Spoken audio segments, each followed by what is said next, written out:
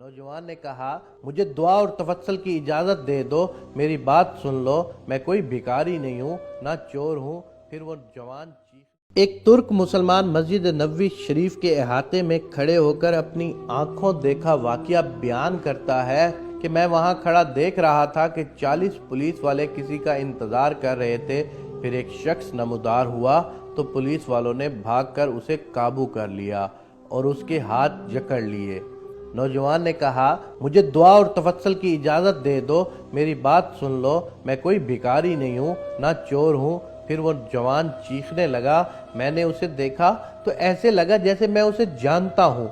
मैं बताता हूँ कि मैंने उसे कैसे पहचाना। दरअसल मैंने उसे कितनी ही दफ़ा बारगाह रिसालत में रोते हुए देखा था। ये एक अल्बानवी नौजवान था जिसकी उम्र 35 या 36 साल के दरमियान थी। उसके सुनहरी बाल और हल्की सी दाढ़ी थी। मैंने पुलिस वालों से कहा, जब इसका कोई जुर्म नहीं है तो तुम उसके साथ ऐसा क्यों सलूक कर रहे हो? आखिर क्या इल्ज़ाम है इस पर? उन्होंने मुझे कहा, अरे ओ तुर्क, तू पीछे हट, इस मामले में बोलने का तुझे कोई हक नहीं है। लेकिन मैंने फिर से कहा, आखिर इसका तुम्हारे साथ क्या मसला है? क्या इसने कोई चोरी की है?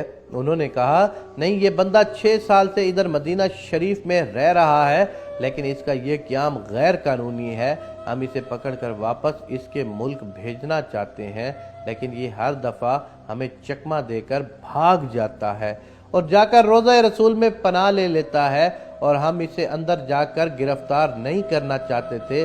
मैंने पूछा, तो अब इसके साथ क्या करोगे तुम लोग? कहने लगे, हम इसे पकड़कर जहाज पर बिठाएंगे और वापस अल्बानिया भेज देंगे। नौजवान मुसलसल रोए जा रहा था और कह रहा था, क्या हो जाएगा अगर तुम मुझे छोड़ दोगे तो?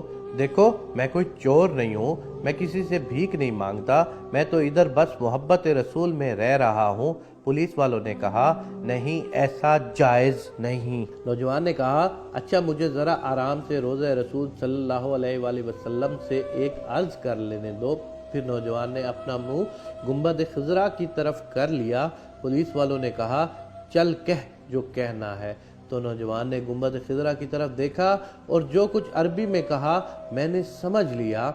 वो नौजवान कह रहा था, या रसूल अल्लाह, क्या हमारे दरमियान इत्तफाक नहीं हुआ था? क्या मैंने अपने माँ बाप को नहीं छोड़ा? क्या अपनी दुकान बंद करके अपना घर बार नहीं छोड़ा और ये अहद करके यहाँ नहीं आया कि आपके जवारे रहमत में रहा करूँगा? हजूर, अब देख लीजिए, ये मुझे ऐसा करने से मना कर रहे हैं। या रसूल अल्लाह, या रसूल अल्लाह, आप मुदाखलत क्यों नहीं फरमाते? या रसूल अल्लाह, आप मुदाखलत क्यों नहीं फरमाते? इतने में नौजवान बेहाल होने लगा तो पुलिस वालों ने ज़रा ढील दी और नौजवान नीचे गिर गया। एक पुलिस वाले ने उसे ठुड्डा मारते हुए कहा, ओए धोखेबाज, उठ। लेकिन नौजवान को कोई रद्द अमल जाहिर ना हुआ।